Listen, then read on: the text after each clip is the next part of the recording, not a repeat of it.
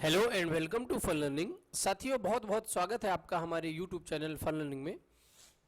साथियों, जो हमारी चाइल्ड डेवलपमेंट एंड पेडागोजी की सीरीज चल रही है स्पेशली फॉर टीचिंग एग्जाम्स, तो उसमें आज हम एक और महत्वपूर्ण टॉपिक को लेकर के आए हैं जिससे हमेशा ही 3 से 4 क्वेश्चन से किसी भी टीचिंग एग्जाम में पूछे जाते हैं। टॉपिक का नाम है जीन पियाजे का संज्ञानात्मक विकास का सिद्धांत, Jean Piaget's cognitive development. Jean पियाजे जी एक स्वीडिश साइंटिस्ट थे, साइकोलॉजिस्ट थे, और इन्होंने जो अपना ये थ्योरी दिया, जो सिद्धांत दिया, इनके कॉग्निटिव डेवलपमेंट से हमेशा ही 3 से 4 क्वेश्चन किसी भी एग्जाम में पूछे जाते हैं। तो बहुत ही ध्यान से इसको आपको देखना है, समझना है। और जैसा कि आप जानते हैं कि जैसे ही हमारा पूरा टॉपिक कंप्लीट हो जाता है तो हम एक टेस्ट लेकर आते हैं और उससे जानते हैं कि हमने कितना सीखा, कितना समझा और कितना जाना।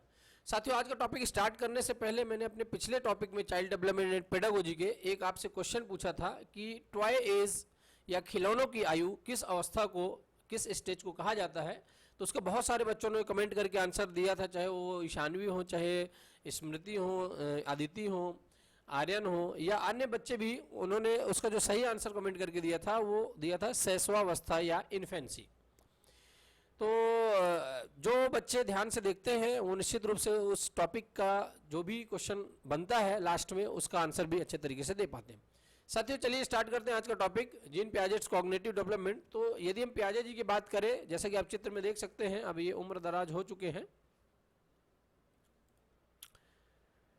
ये साथियों एक स्वीडिश साइंटिस्ट थे जो स्विट्जरलैंड से बिलोंग करते थे, और ये एक चिकित्सा मनोवैज्ञानिक थे, है ना, क्लिनिकल साइकोलॉजिस्ट थे। और इन्होंने बताया कि जो बच्चे होते हैं, बच्चे नन्हे वैज्ञानिक होते हैं, स्मॉल साइंटिस्ट होते हैं और बहुत प्यारे होते हैं। और किसी भी बच्चे का जो डेवलपमेंट होता है साथियों, जो विकास होता है, वो लगातार एक स्टेज में नहीं होता है, बल्कि इन्होंने ये बताया कि जो उनका संज्ञानात्मक कॉग्निटिव डेवलपमेंट होता है वो 4 स्टेजेस में होता है। जीन पियाजे साहब को फादर ऑफ चाइल्ड साइकोलॉजी भी कहते हैं। मतलब जो पियाजे साहब हैं उनको मनोविज्ञान का पिता भी कहते हैं, और स्पेशली जो छोटे बच्चे हैं, क्योंकि इन्होंने जो अपना सिद्धांत दिया, जो आपने थ्योरी दी और जो स्टेजेस इन्होंने बताई कॉग्निटिव डेवलपमेंट की, वो स्पेशली बच्चों को लेकर के इन्होंने बताया। इन्होंने ये बताया कि जो डेवलपमेंट होता है, विकास होता है, वो एक लगातार नहीं होता है, लगातार क्रिया नहीं है, बल्कि वो स्टेजेस में होता है। इन्होंने 4 फैक्टर्स दिए, और वो 4 फैक्टर्स थे परिपक्वता, मैच्योरेशन। मैच्योरेशन की साथियों यदि हम बात करें तो वास्तविकता से जो आप सीखते हैं, धीरे धीरे आपके अंदर नॉलेज का डेवलपमेंट होता है, विकास होता है, और आप मैच्योरेशन की ओर आगे बढ़ते जाते हैं। सेकेंड था अनुभव, एक्सपीरियंस। तो इन्होंने ये बताया कि जो नन्हे वैज्ञानिक होते हैं, जो स्मॉल इंटरेस्ट, जो साइंटिस्ट होते हैं, वो एक्टिविटी करके अनुभव लेते हैं, खेलते हैं, कूदते हैं, दौड़ते हैं, गिरते हैं, उछलते हैं, ये सारी चीज़ें बच्चे करते हैं। तीसरा फैक्टर इन्होंने बताया सोशल इंटरेक्शन, सामाजिक अन्योन्य क्रिया। जब बच्चे धीरे धीरे बड़े होने लगते हैं तो वो समाज में, अपने परिवार में पहले सीखते हैं, फिर समाज में बहुत सारी चीज़ें नई नई सीखते हैं। इस तरह से उनका जो सोशल इंटरेक्शन होता है वो बढ़ता जाता है और उनका डेवलपमेंट भी आगे होता जाता है। नंबर 4 की यदि हम बात करें, जो इक्विलिब्रियम है, साम्यता है, वो समस्या से समाधान की ओर इनको ले जाती है। धीरे धीरे जब घुल मिल जाते हैं, सोचने समझने की क्षमता आ जाती है बच्चों के अंदर, तो आगे बढ़ते जाते हैं। इसमें 1, 2 पॉइंट, 3 पॉइंट बहुत ही महत्वपूर्ण आते हैं। एसिमिलेशन है, आत्मसात करना। इसका जो साथियों सीधा सा 1 लाइन में यदि हम बात करें तो इसका बहुत सिंपल सा आंसर ये हो जाता है कि इसमें हम कुछ नया चीज़ अपने आप में जोड़ते हैं। जैसे मान लीजिए कि हमसे, एज एग्जांपल, जैसे बच्चे को सब्ट्रैक्शन आता है या बच्चे को एडिशन आता है और सब्ट्रैक्शन नहीं आता है, तो सब्ट्रैक्शन भी सीख लेगा तो उसको भी वो ऐड कर लेगा, ठीक है ना। तो एसिमुलेशन में बच्चे क्या करते हैं कि प्रत्येक बालक में प्रत्येक आयु स्तर पर कुछ ना कुछ नई क्रियाओं या ऑपरेशन सेट विद्यमान होते हैं, जिनको डायरेक्ट जो है तो सीख करके आगे बढ़ने लगते हैं। इसी तरह से जो एडजस्टमेंट है साथियों, समायोजन है, तो इसमें आप अपने आप को एक नए इन्वायरमेंट में, जो अब जैसे अभी आप किसी अलग इन्वायरमेंट में हैं, फिर दूसरे इन्वायरमेंट में जाते हैं, तो आप वहाँ पर अपने आप को एडजस्ट कर लेते हैं। सपोज करिए कि अभी आप स्कूल जाना प्रारंभ नहीं किया बच्चा, और स्कूल जाना फिर शुरू कर देता है, तो उसके लिए एक नया इन्वायरमेंट होता है। तो जब नया इन्वायरमेंट होता है तो वहाँ पर उसको एडजस्ट करने में थोड़ा सा समय लगता है, लेकिन फाइनली वो अपने आप को एडजस्ट कर लेता है। फिर आता है स्कीमा, और स्कीमा का मतलब ये होता है कि वो धीरे धीरे टुकड़ों में करके कोई भी चीज़ सीखता है।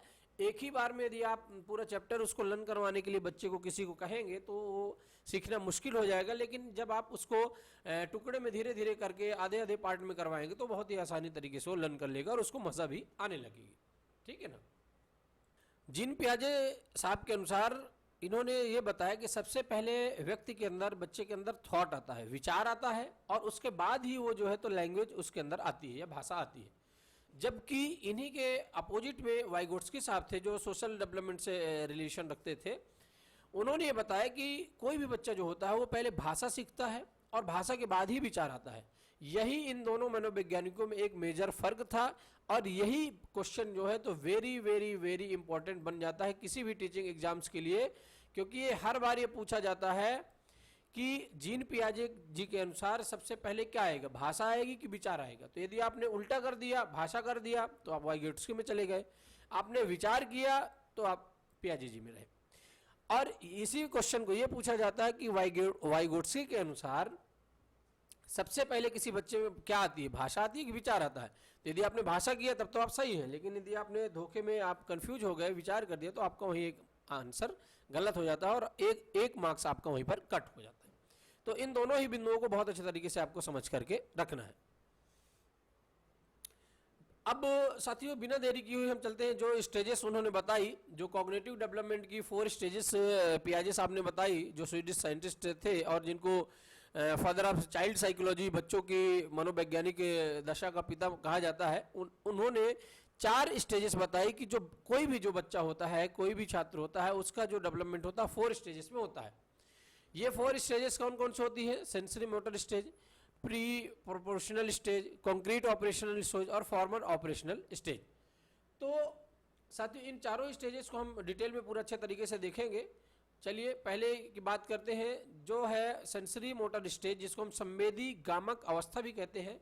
साथियों ये जो मेन स्टेज होती है ये 0 to 2 ईयर्स की होती है। इट मीन्स कि ये जो स्टेज होती है ये इन्फेंसी की स्टेज होती है। इन्फेंसी मतलब शैशवावस्था जो स्टेज होती है, तो उसको हम इन्फेंसी के नाम से जानते हैं।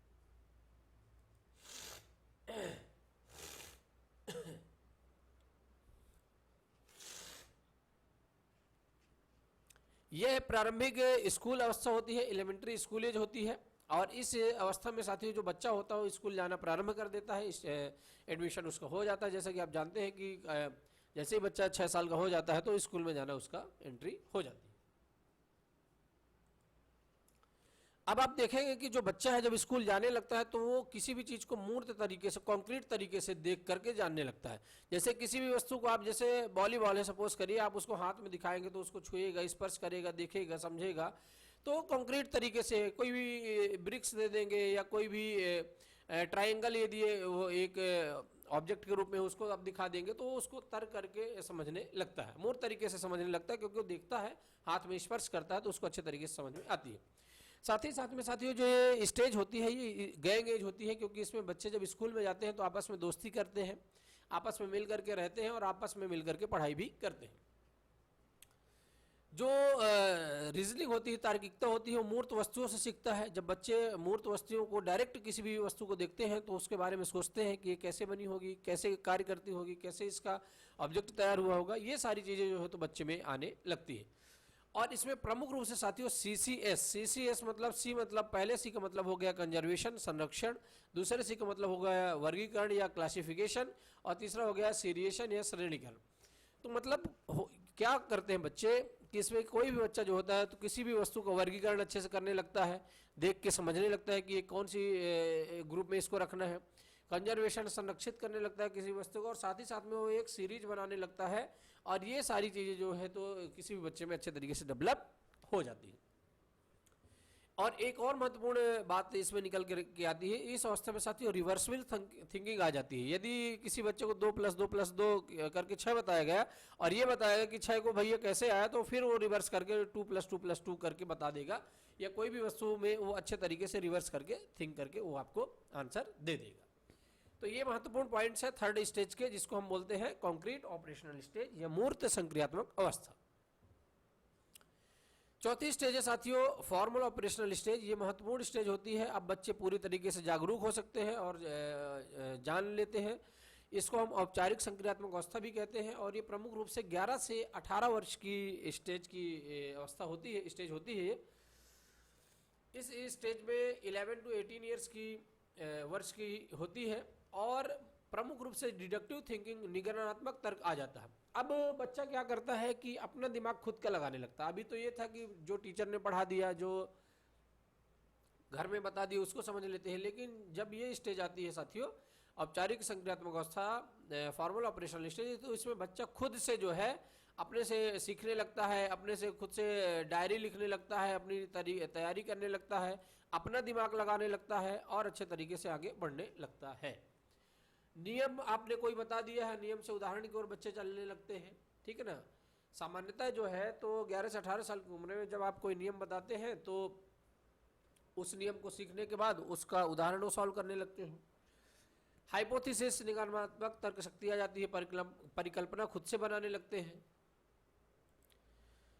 अपनी दुनिया में पहुंच जाते हैं बच्चे और खुद से सोचने लगते हैं कि हम और किसी भी चीज़ को और कितना अच्छे तरीके से डेवलप कर सकते हैं, कितना अच्छे से इसको आगे बढ़ा सकते हैं। तो ये साथियों जो तर्क है, निगमनात्मक तर्क, नियम, इसका मतलब यही होता है कि नियम से उदाहरण की ओर। पहले कोई भी आप नियम यदि आप बता देते हैं, यदि आप बता देते हैं कि a + b का होल स्क्वायर बराबर a² + b² + 2ab, तो आपने एक सामान्य सा नियम बता दिया और इस नियम के अकॉर्डिंग जो है तो बच्चा आप क्वेश्चंस को सॉल्व करने लगते हैं, ठीक है ना। तो ये मेन 4 स्टेजेस हैं साथियों जो जीन पियाजे साहब ने दी थी। इन चारों ही स्टेजेस से अक्सर ही क्वेश्चंस पूछे जाते हैं एग्जाम्स में। और जीन पियाजे साइकोलॉजी के लिए बहुत ही महत्वपूर्ण साइकोलॉजिस्ट है। छोटे बच्चों के लिए स्पेशली इनको जो है तो फादर ऑफ साइकोलॉजी कहा गया है। और इन्होंने ही ये बताया था कि जो छोटे छोटे बच्चे होते हैं वो नन्हे वैज्ञानिक होते हैं और खुद से जो है तो किसी भी चीज़ को एक्सप्लोर करने की कोशिश करते हैं, सीखने की कोशिश करते हैं। बच्चे डायरेक्ट कुछ चीज़ को एसिमुलेट कर लेते हैं, जोड़ लेते हैं, या एक नए वातावरण में जाते हैं तो अपने आप को एडजस्ट कर लेते हैं। ये बच्चों की क्वालिटी होती है। कोई भी बच्चा डायरेक्ट यदि कोई चीज़ लर्न नहीं कर पाता तो उसको छोटे छोटे टुकड़ों में आप करके उसको लर्न करवा सकते हैं। इन्होंने ये बताया कि जो भाषा होती है वो बाद में आती है, पहले विचार आता है, किसी भी बच्चे में थॉट आता है। जबकि वाइगोट्स्की साहब ने ये बताया था कि किसी भी बच्चे में पहले भाषा आएगी, लैंग्वेज आएगी और फिर वो भाषा के अकॉर्डिंग थॉट बनाएगा, अपना थॉट प्रोसेस बनाएगा। 4 स्टेजेस जीन पियाजे जी ने बताई, जो एक स्वीडिश साइंटिस्ट थे, स्विट्जरलैंड के वैज्ञानिक थे और इन्हें specially father of child psychologist माना गया है। उन्होंने पहली स्टेज बताया कि सेंसरी मोटर स्टेज, संवेदी कामक अवस्था, pre operational stage, concrete operational stage और फॉर्मल ऑपरेशनल स्टेज। इन चारों स्टेजों के बारे में हमने अभी आपसे पूरा अच्छे तरीके से चर्चा की और ये बताया कि जो शैशवावस्था होती है वो जन्म से 2 साल की स्टेज होती है, जो पूर्व संक्रियात्मक अवस्था होती है 2 से 6 साल की अवस्था होती है, जो आपकी कॉन्क्रीट ऑपरेशनल स्टेज है मूर्त संक्रियात्मक होती है 7 से 11 वर्ष की होती है। और उसके बाद की जो मेन स्टेज होती है फॉर्मल ऑपरेशन स्टेज, जिसमें डिडक्टिव थिंकिंग भी बच्चे में आ जाती है और तरह तरह से अपना वो दिमाग लगाने लगते हैं, सोचने लगते हो। 11 से 18 वर्ष की उम्र होती है। इस तरह साथियों इन सभी बिंदुओं को आपको अच्छे तरीके से रिवाइज कर लेना है, समझ लेना है, क्योंकि जब आप एग्जाम में बैठते हैं तो बहुत ही कन्फ्यूजन होता है माइंड में, इसलिए जब आप अच्छे से पढ़ के जाएंगे तो आपको कन्फ्यूजन भी नहीं होगा। छोटे छोटे वीडियोस में आपको पूरा कंटेंट मिलेगा और हम अपना प्रयास करते रहेंगे कि हम आपको अच्छा से अच्छा कंटेंट अवेलेबल करा सके, जो किसी भी एग्जाम में, चाहे वो सीटेट हो, चाहे एमपी टेट हो, चाहे आपका यूपी टेट हो या कोई भी टेट हो, उनमें आपको ये हेल्प अच्छे तरीके से करेगा। साथियों बात आती है एजुकेशन इम्प्लीकेशन की, कि शिक्षा में हम कैसे अनुप्रयोग इसका कर सकते हैं। तो इन्होंने ये बताया कि जो बच्चे होते हैं उनको एक्टिविटी करने दे, उनको गिरने दे, पढ़ने दे, खेलने दे, कूदने दे, उनको अपने तरीके से सोचने दे और नई तरीके से उनको समझने दे, क्योंकि इन्होंने बताया ही है कि जो बच्चे होते हैं वो नन्हे वैज्ञानिक होते हैं। साथ ही साथ में जब बच्चे की उम्र जैसी होती है उसी अनुसार जो है तो बच्चों को पाठ पढ़ाना चाहिए। ऐसा नहीं है कि छोटी उम्र का बच्चा उसको बहुत एक्स्ट्रा बर्डन दे दो तो समझ ही नहीं पाए।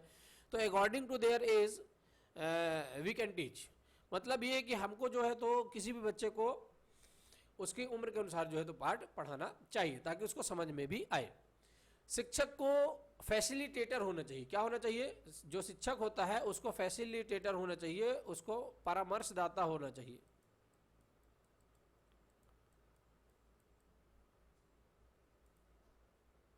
ठीक है ना साथियों?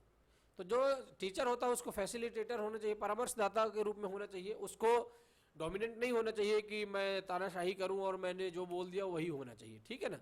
तो एक फ्रेंडशिप तरह से किसी भी टीचर्स को है तो बच्चों को पढ़ाना चाहिए ताकि वो अच्छे तरीके से सीख पड़े।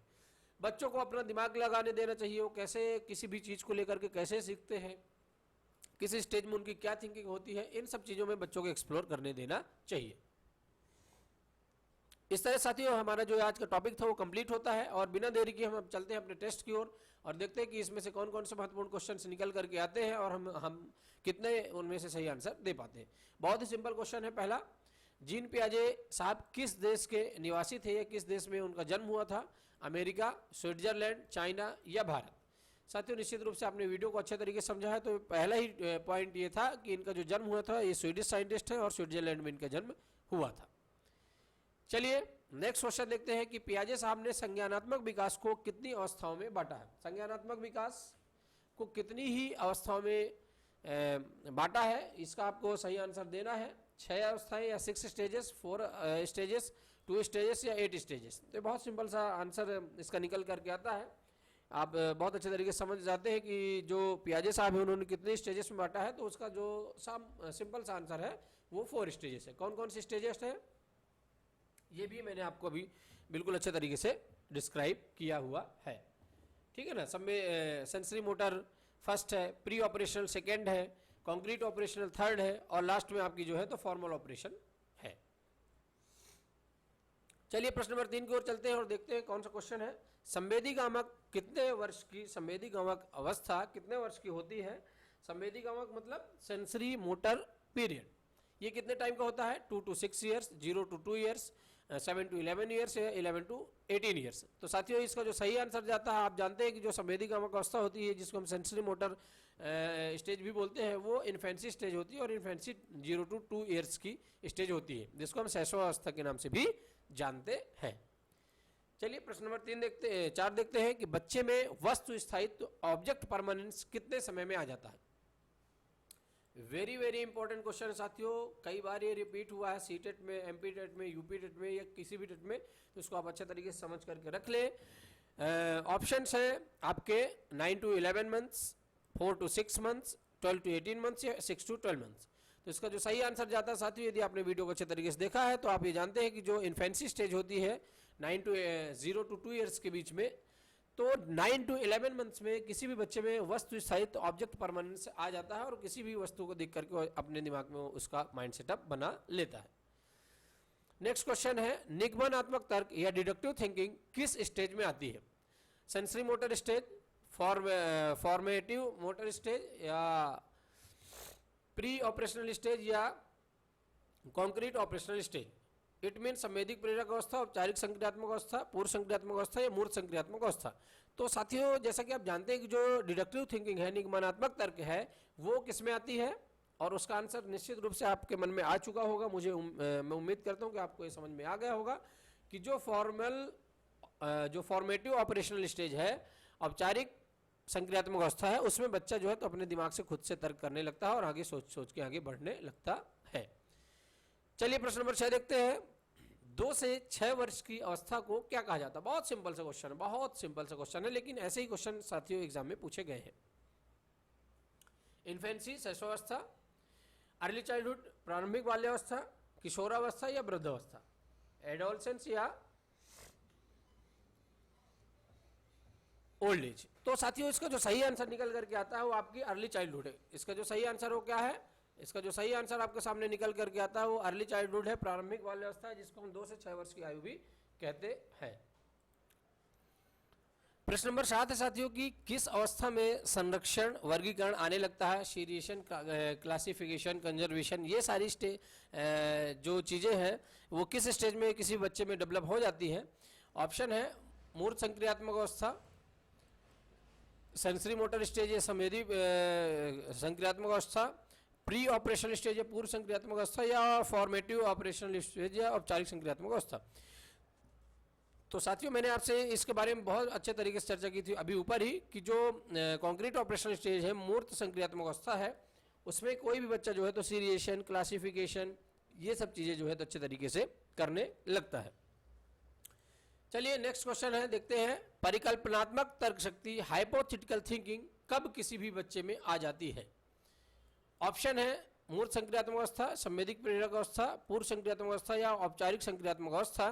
तो साथियों जैसा कि आप जानते हैं कि जो परिकल्पनात्मक तर्क शक्ति है या हाइपोथेटिकल थिंकिंग है, तो वो आती है आपकी किसमें?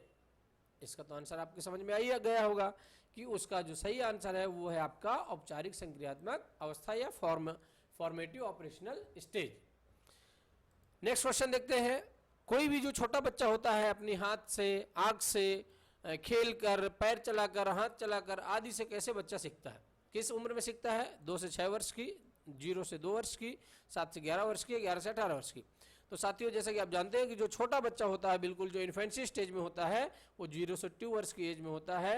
और इस स्टेज में कोई भी बच्चा जो है तो अच्छे तरीके से हाथ पैर से अपने सीखने लगता है, और इस अवस्था को हम बोलते हैं शैशवावस्था, या दूसरा और क्या नाम हो जाता है इसका? इन्फेंसी। क्या बोल देते हैं? इन्फेंसी। ठीक है। इस टॉपिक के लास्ट क्वेश्चन की ओर बढ़ते हैं और देखते हैं कि किस अवस्था में बच्चा अहम केंद्रित या ईगोसेंट्रिक होता है। ऑप्शंस आर मूर्त संक्रियात्मक अवस्था, औपचारिक संक्रियात्मक अवस्था, पूर्व संक्रियात्मक या संवेदी प्रेरक। तो साथियों जैसा कि आप जानते हैं कि जब बच्चा ईगोसेंट्रिक होता है, वो उसको खुद में ही अपनी सारी दुनिया दिखाई देती है, जैसा वो सोचता है वैसा ही उसको सब चीज़ें लगती है। तो वो स्टेज और कोई नहीं है, वो है आपकी प्री ऑपरेशनल स्टेज या पूर्व संक्रियात्मक अवस्था। इस तरह साथियों आज का जो हमारा इंपॉर्टेंट टॉपिक था जीन पियाजे साहब के बारे में, जो कि स्वीडिश साइंटिस्ट थे, और उन्होंने ये बताया था कि जो छोटे बच्चे होते हैं वो नन्हे वैज्ञानिक होते हैं। तो ये हमारा पूरा कंप्लीट होता है। उम्मीद करते हैं आपको समझ में आई होगी सारी बातें इस टॉपिक की जितनी हमने आपसे चर्चा की है। आज का प्रश्न देखते हैं फ्रेंड्स, किस अवस्था में बच्चों में रिवर्सिबल थिंकिंग आ जाती है? इसका आपको आंसर कमेंट करके देना है। देखते हैं कितने बच्चों का आंसर कमेंट के माध्यम से आता है। उम्मीद करते हैं सभी का आएगा। जिन लोगों ने इस टॉपिक को देखा है, समझा है, जाना है, उसका उन सभी का आंसर इस में कमेंट के माध्यम से हमको देखने को मिलेगा। साथियों आज का ये बहुत ही महत्वपूर्ण टॉपिक था और हम उम्मीद करते हैं कि आपको सारी जानकारी पसंद आई होगी। फ्रेंड्स, आप को हमारी जानकारी पसंद आती है तो आप निश्चित रूप से हमारे सोशल मीडिया हैंडल्स को फेसबुक पेज में ज्वाइन कर सकते हैं, इंस्टाग्राम पेज में ज्वाइन कर सकते हैं, और टेलीग्राम चैनल जरूर ज्वाइन करें, ताकि आपको जो भी इस वीडियो का पीडीएफ है वो हम आपको लिंक पीडीएफ जो है उसको हम अपने टेलीग्राम चैनल में आपको शेयर कर देंगे, जहां से जाके आप डाउनलोड कर सकते हैं, देख सकते हैं, समझ सकते हैं, और बाद में भी आपको आसानी से रिवीजन कर सकते हैं। जानकारी को तो साथियों अपने दोस्तों को, साथियों को, घर वालों को, फ्रेंड्स को, जितने भी आपके जान पहचान में हैं उनको जरूर आप शेयर करें, और ये आप बताएं कि आपको इस चैनल में टीचिंग एग्जाम से रिलेटेड सारी ही मटेरियल प्रोवाइड किए जाते हैं। अभी तो स्पेशली आपका सीडीपी चल रहा है, उसके बाद और भी सब्जेक्ट्स हम लेकर के आएंगे। एंड बी ऑलवेज पॉजिटिव साथियों, हमेशा खुश रहें, अच्छे रहें और अच्छा सोचें, बेहतर करें और आप अपनी मेहनत में लगे रहें। चलिए मिलते हैं फिर और एक इंटरेस्टिंग वीडियो के साथ अगले टॉपिक पे। Be always positive and thank you.